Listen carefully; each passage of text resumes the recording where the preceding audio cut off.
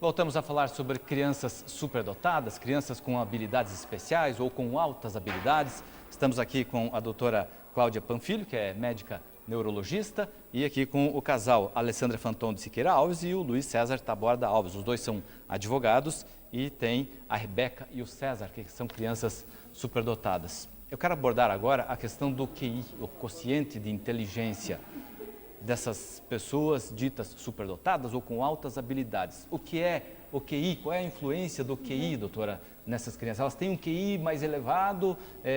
Como é o QI dessas crianças, dessas pessoas? Na tentativa de se medir a inteligência das pessoas, eles inventaram esse teste de QI, de coeficiente de inteligência, que na verdade está sendo abandonado, porque ele mede de uma forma muito engessada só algumas habilidades acadêmicas. Então, uma criança que é superdotada, ela pode ter um QI baixo ou normal. Uma criança que é superdotada pode ter um QI muito alto, porque na verdade o QI não está medindo todas as habilidades, está medindo uma quantidade muito limitada de habilidades. Ou seja, aplica-se uma atividade para identificar esse QI e a partir disso tem esse parâmetro. Isso, mesmo em pessoas adultas, se a pessoa estudar e treinar, ele pode tirar uma nota de QI muito maior do que uma pessoa que não estudou. Então, isso não é uma habilidade, é um treino. Então, é uma forma de se medir inteligência que não é satisfatória, que está sendo cada vez mais abandonada. O QI de uma pessoa normal, digamos, que não seja superdotada, gira em torno de 100, 120? De 90 a 110, 120 já é um QI alto. Então, na verdade, assim, o ser humano ele tem lidado muito mal, tanto com as crianças superdotadas quanto com as crianças com alguma dificuldade. Em alguns regimes comunistas, era comum, até pouquíssimo tempo atrás, a gente tem pessoas vivas assim, as crianças que tinham uma superdotação, elas eram tiradas da família para viver em orfanato, em instituições, onde elas eram muito estimuladas para desenvolver essa inteligência no seu máximo. E aí eles viram que isso tornava adultos completamente incapazes de viver em sociedade. Por mais que tinha um desenvolvimento acadêmico, a parte emocional e social da pessoa, ela era destruída. Então, isso não funciona, mas foi descoberto que não funciona a duras penas. Em algumas escolas francesas, as crianças que tinham superdotação, eles achavam que para a criança extravasar esse impulso, tinha que matar patinho, estrangular gato, porque isso era um jeito de acalmar. E aí viram que depois de adolescente, essas crianças também não tinham habilidades sociais nenhumas. Então o ser humano vem errando e as crianças vêm pagando muito. Não é de hoje isso. Não é de hoje, porque sempre houve crianças, né, superdotadas e com dificuldade também. Então eu acho que o caminho, pelo menos o que tem se delimitado aqui, é estimular a criança para que ela não se sinta desinteressada pelas coisas, mas muito importante incluir essa criança no meio das outras crianças que não têm essa habilidade. A história do QI, então, não diz que alguém é melhor ou pior que outro. Melhor e não deve ser em algumas habilidades. Em algumas habilidades. Que ele seja um pouquinho melhor em matemática, não quer dizer que ele é melhor em música, em filosofia, em ciência, nem em liderança, nem capacidade de uma empresa, de resolver problemas. Porque fala-se também no que é o quociente emocional também, não é somente o QI. Isso, é muito importante avaliar isso, porque não adianta você ter numa empresa uma pessoa muito inteligente, mas que não consegue se relacionar com o resto. Então, essa forma de medir, ela mede matemática. Bacana. Vocês se depararam com esse tipo de questionamento também? O QI é alto, o QI é baixo e tal? Vocês tiveram isso também ou não? Especificamente do QI, não. Porque o Inodap isso não foi importante para vocês?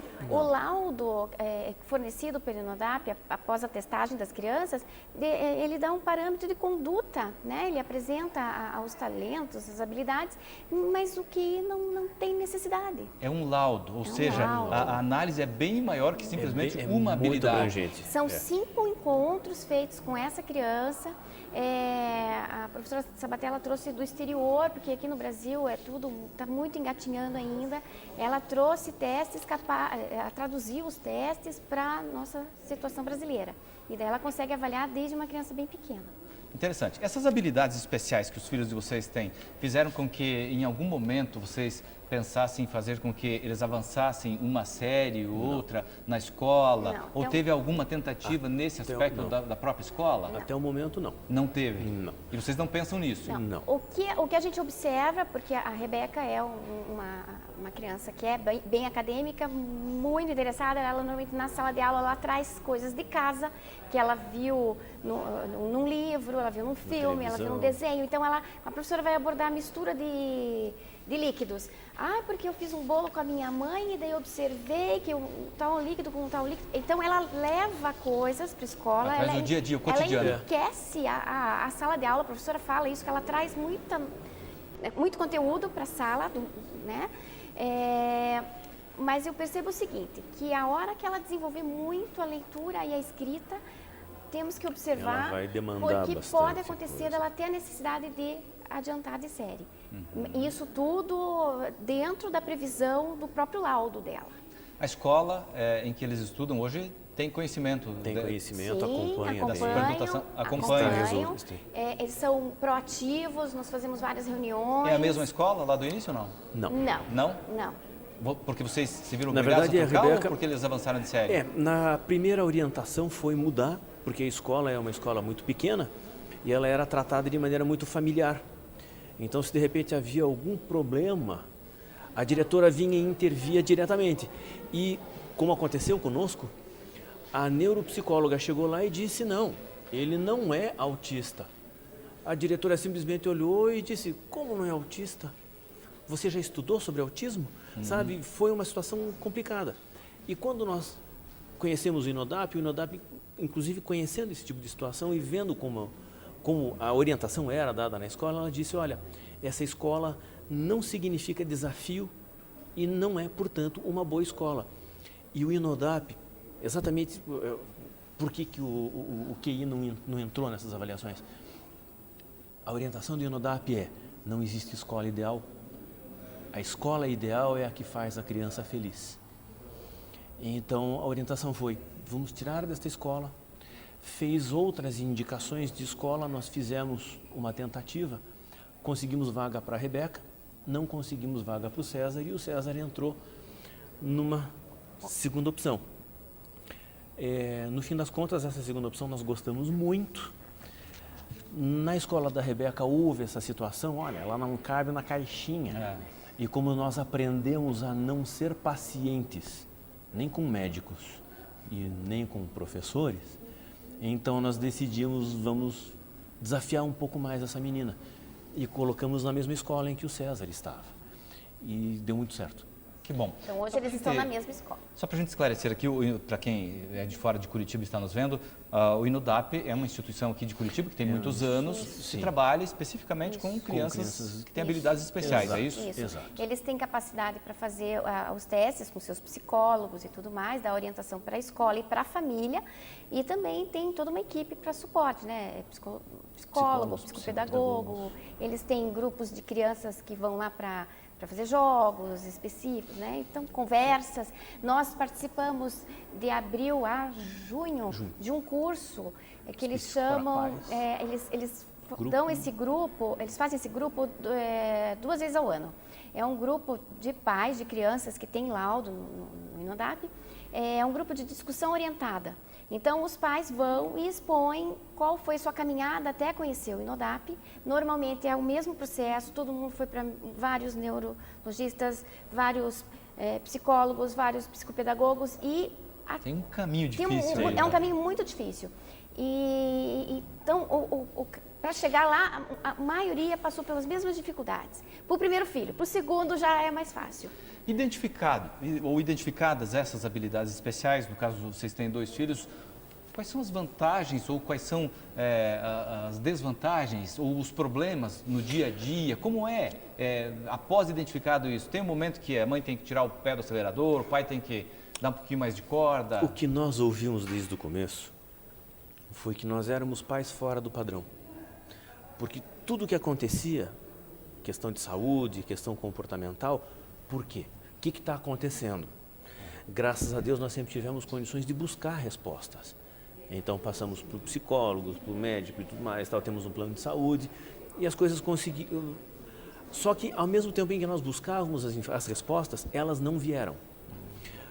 Como diz a professora Sabatella, o César Augusto tem exame para 2 encarnações. Tem de tudo. Exame genético e tudo mais, Nunca houve nenhuma resposta.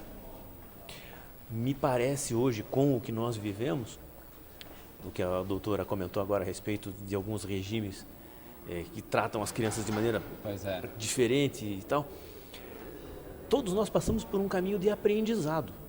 E no fim das contas, parar e pensar a respeito é interessante. É um aprendizado para todos nós.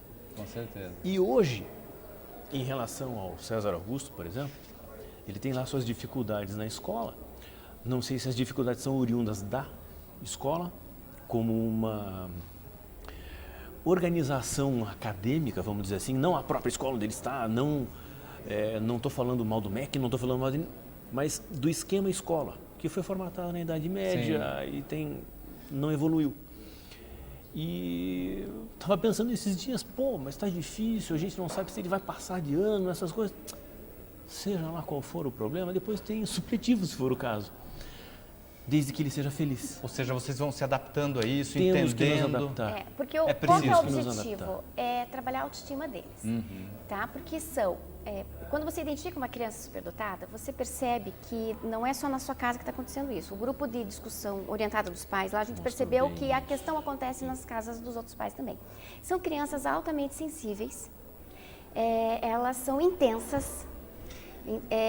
Então, às vezes uma coisa simples para nós toma uma proporção, mas é em razão do como eles percebem o mundo. Eles têm uma moral elevada, naturalmente eles gostam da verdade, prometeu cumpra. Empenhou a palavra, cumpra. E eles trabalham isso com os seus colegas também, eles são veementes nessa conduta. Então, são crianças realmente, não só de habilidades acadêmicas, vamos supor, ou esportivas, musicais, mas são crianças que elas têm um perfil diferente. Então, os próprios colegas percebem que elas também são diferentes. E daí tem que trabalhar a sociabilização delas, o grupo. É verdade. A senhora entende que, desculpe, mas eu só gostaria de saber da senhora aqui, a senhora entende que o país poderia se beneficiar, aproveitar mais esse potencial de conhecimento que muitas vezes acaba ficando retraído? Mas não tenha dúvida, sabe? A gente deixa de aproveitar talentos brilhantes, a gente deixa de desenvolver toda uma sociedade porque não presta atenção nesses casos. Eu acho que uma coisa que é importante a gente falar, que apesar da medicina apontar para uma coisa genética, não é necessariamente hereditário. Então, uma criança superdotada não vai necessariamente nascer de pais que são superdotados ou muito inteligentes. Às vezes, os pais medianos têm filhos superdotados. E pais muito inteligentes têm filhos dentro da média. Então, a gente precisa identificar essas crianças dentro de cada lar para poder aproveitar as crianças, não generalizar. A ciência, a medicina joga de forma objetiva e, evidentemente, se for genético, é genético, se não for, não é. Enfim, acabou, a ciência joga de uma forma direta. A senhora já ouviu coisas, por exemplo, do tipo, que alguma coisa do transcendente, isso é uma coisa divina, reencarnação de algum gênio? A senhora já ouviu isso? A gente sempre tenta explicar com as ferramentas que a gente tem. Então, se você não consegue justificar com um laudo genético, você vai tentar buscar isso no sobrenatural, você vai tentar buscar isso de qualquer forma. E a gente respeita as posições, as religiões e tudo, mas o importante é lidar com a situação, identificar e saber lidar com isso, sabe? Vocês chegaram a pensar nisso, ouvir isso de alguém? Quem sabe?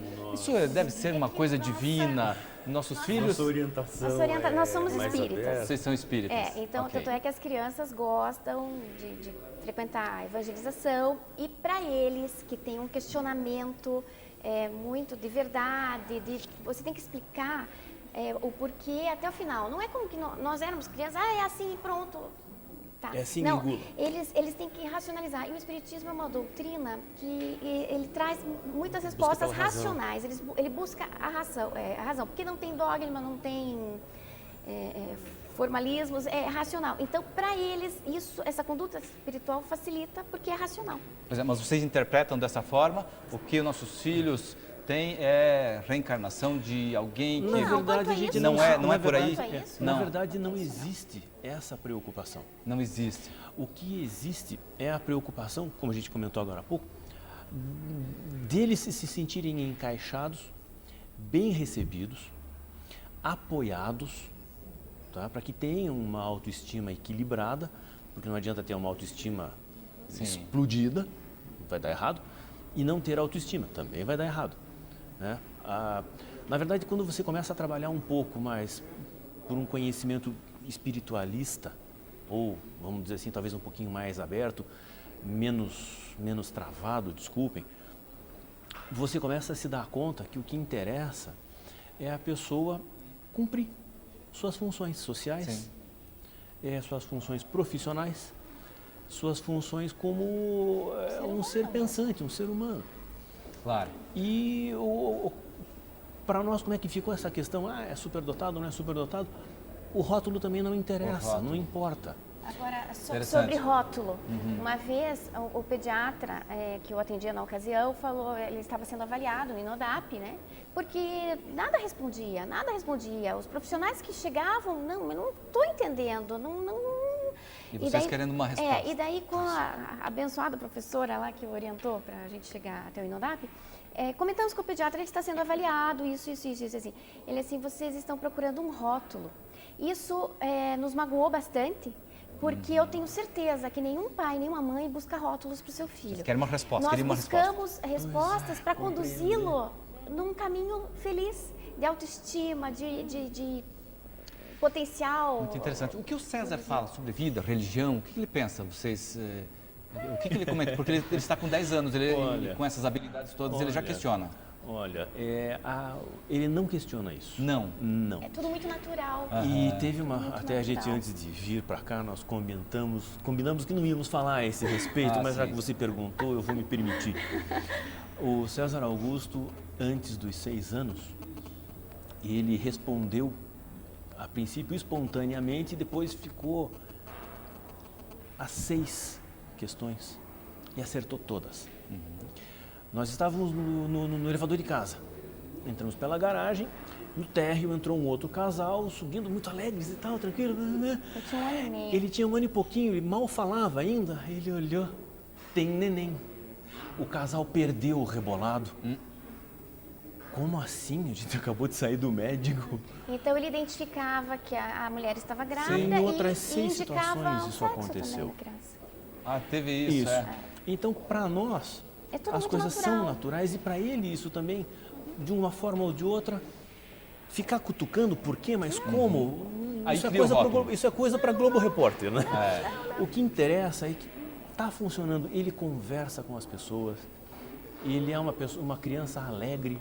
Ele quer ajudar, ele não pode ver ninguém Ele vê alguém chorando. caído, ele vai querer saber por quê, quer ajudar. Isso é inato. Por Nós não- exemplo, essa orientamos. preocupação com natureza, eles têm assim muito forte neles, né? E é um relato de todos os pais que estiveram lá. E daí, por tudo. exemplo, Tipo mais comum. Pois Não é. todos. Pois é. mas o que eu percebo, por exemplo, semestre passado teve uma redação, ele tinha que ludicamente fazer uma redação, não sei o que no Rio, foi conversando com não sei o que no Rio. Ele já foi falando de meio ambiente, que não se pode jogar lixo no Rio. Ele amplia a Daí questão. a professora assim, mas ele não atendeu a questão. Daí eu falei assim, mas a questão é que falou de rio, falou de natureza, ele vai lá adiante. É a caixinha. E daí a gente tem que ir conversando na escola. Muito interessante. Bacana, gente. Nós estamos chegando ao final do nosso programa. Eu gostaria de agradecer muito a doutora Cláudia, que veio aqui falar com a gente, médica neurologista, pelas suas informações. Obrigado, doutora. Eu Até uma agradeço próxima. o convite. Muito obrigado. Obrigado aos pais aqui, a Alessandra, que está aqui com a gente, que é advogada, e também o Luiz César, advogado, os pais da Rebeca, de 6 anos, e do César, de 10 anos. Obrigado pela troca de experiências Nós aqui. Com agradecemos. certeza tem muita gente que vai gostar de saber das histórias de vocês E aqui. que a gente possa ter colaborado com mais famílias. Muito obrigado. Parabéns pela iniciativa.